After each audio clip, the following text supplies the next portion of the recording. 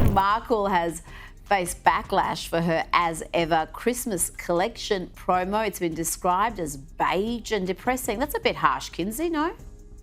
Is it harsh, Rita? I mean, so you're right. Saturday, she posted this. This is honestly my first laugh of the day, seeing this headline. I imagine that you feel the same way.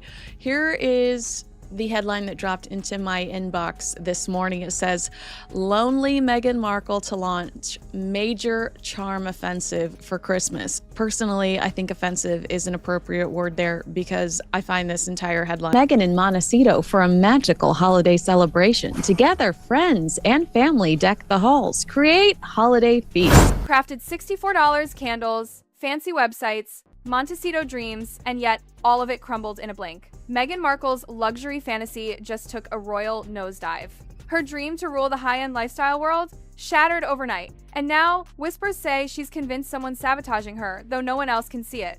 You see, Meghan truly believed this candle launch would be her redemption arc, her big watch me shine moment. She had planned it for months, carefully sprinkling hints across social media. Golden light, polished kitchens, and those soft, perfect clips that make everything look like it costs a fortune. American Riviera Orchard wasn't just a brand, it was supposed to be her rebirth. Her chance to show she could outclass everyone. But once those first orders shipped out, the internet did what it always does. It turned savage. The minute Meghan saw Highgrove's Christmas candles trending, something in her snapped. Insiders say she didn't even take a breath. No pause, no reflection. Just instant panic, pure adrenaline, and caffeine-fueled fury. In her mind, it wasn't coincidence. It was conspiracy. Witnesses describe her pacing through her Montecito kitchen like a detective on the edge, insisting that the palace had plotted the whole thing just to humiliate her. She was glued to her phone, scrolling through posts with that tight, furious expression as if each new unboxing video was a piece of evidence in her imagined courtroom drama. Love that she dropped the holiday collection and started to listen to the people around her.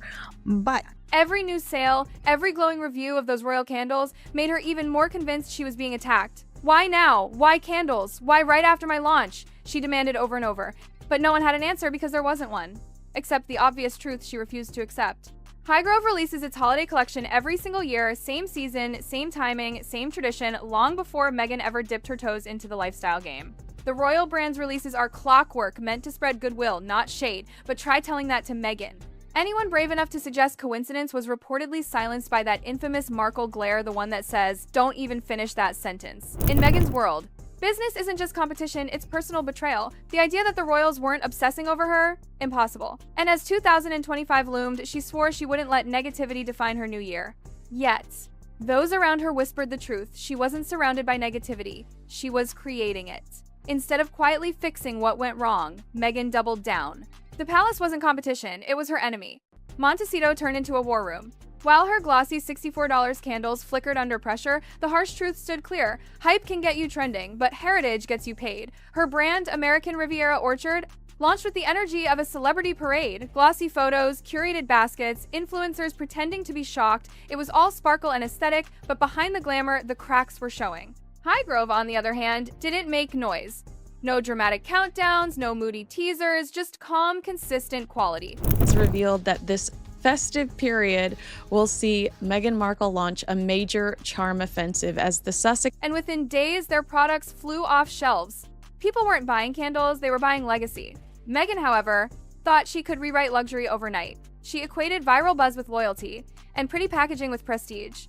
But customers paying premium prices expect more than vibes, they expect trust and consistency. Instead, they got wickless candles.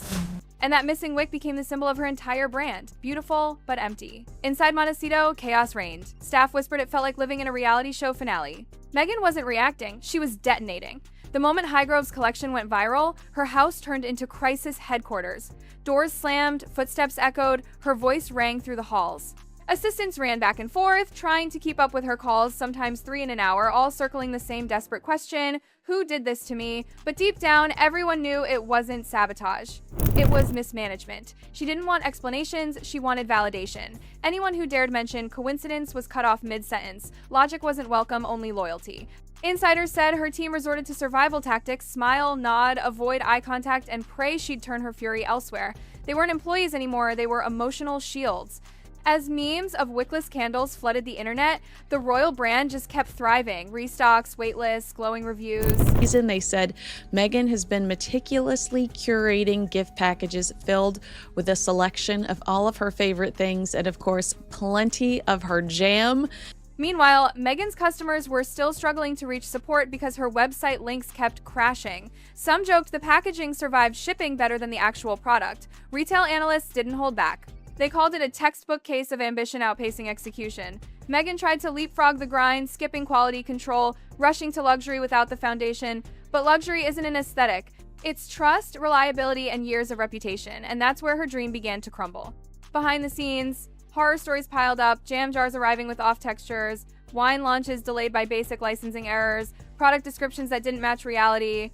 Her premium customer service lines went silent just when people needed them most. Every misstep became a punchline online.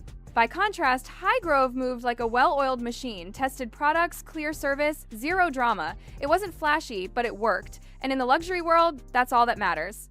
For Meghan, that realization was brutal. Aesthetics can't replace accountability. Pretty branding can't cover operational chaos. And customers paying $64 for a candle without a wick don't come back for seconds. Insiders said she felt cornered, humiliated, and betrayed by her own reflection. While she spiraled, Harry was stuck in a nightmare of his own. Torn between loyalty to his wife and the sinking realization that her business empire was collapsing from the inside, those close to him said he could see it clearly: overpriced, overhyped products that didn't deliver. But saying that aloud? That would ignite another storm. Because Meghan's empire wasn't built on strategy, it was built on emotion. And every setback turned into a new villain story. In her narrative, the palace was plotting, competitors were enemies, and critics were haters. No one dared tell her the truth. She was sabotaging herself. American Riviera Orchard brand. It's also about spreading goodwill and trying to remind people of her softer side. With Christmas around the corner, Meghan sees it as the perfect time. Inside Montecito, meetings reportedly turned into echo chambers filled with reassurance, not solutions. Staff learned that facts could get them fired, but flattery might buy them another week. Soon, every launch followed the same tragic pattern. Big build-up, messy failure, then endless blame. The brand didn't evolve, it imploded, and the luxury market, it doesn't forgive chaos. It rewards calm precision, something American Riviera Orchard seemed allergic to. From that point on, American Riviera Orchard became the very definition of chaos wrapped in luxury packaging. Every problem multiplied. The missing wicks turned into broken websites, jam jars that wouldn't seal, and a mountain of refund requests no one could handle. Customers were confused, influencers embarrassed, and the online world merciless. And Meghan? She still insisted the timing was too perfect to be an accident. The palace had to be behind it. She was sure someone at Highgrove had done this deliberately to humiliate her, to keep her down, to remind her that she'd never truly belong in the royal realm she left behind. Her team tried to reason with her, but reasoning was useless. Each attempt ended with that infamous icy look that froze the air in the room. Coincidence? She'd snap. Don't insult me. The irony, though, was cruel. Behind closed doors, the Royal Merchandise Office wasn't thinking about Meghan at all. They've been running the same holiday schedule for years, unfazed by social media trends. But Meghan couldn't believe it. She couldn't stand the idea that the world had moved on without her. As December rolled in, Montecito felt less like a mansion and more like a storm bunker. Assistants were jittery, avoiding eye contact. Phones buzzed endlessly. Each vibration meant another crisis, a complaint, a meme, or a headline comparing her candle chaos to royal perfection. Insiders said it wasn't just a business meltdown, it was personal. Start 2025 surrounded by negativity. They added she has been feeling increasingly lonely. It's called burning every bridge you've ever. Meghan saw every failed order as an attack, every disappointed customer as betrayal. Her empire wasn't collapsing in her mind, it was being sabotaged. Meanwhile, Highgrove's shelves kept emptying. No influencers, no hashtags, no launch party, just a simple restock that sold out quietly because the brand didn't need drama, it had trust. And that's the heartbreak. Meghan thought she was building a movement. What she built was a spectacle. As the memes multiplied, she doubled down again. She called new meetings, demanded redesigns, pushed for new launches, but nothing could mask the deeper issue. The brand didn't have a foundation. It had glitter, not glue. Analysts watching from afar called it a crisis of credibility. One even said, you can't Instagram your way into heritage. Still, she pressed on. When the jam line stumbled, she blamed distribution. When the wine project stalled, she blamed regulations. When customer emails went unanswered, she blamed tech issues. Never once did she admit that the empire itself was shaky from the start. Prince Harry, caught between devotion and dread, saw it all. He'd always known business required patience, the kind of discipline that comes from structure, not stardom. But saying that to Meghan?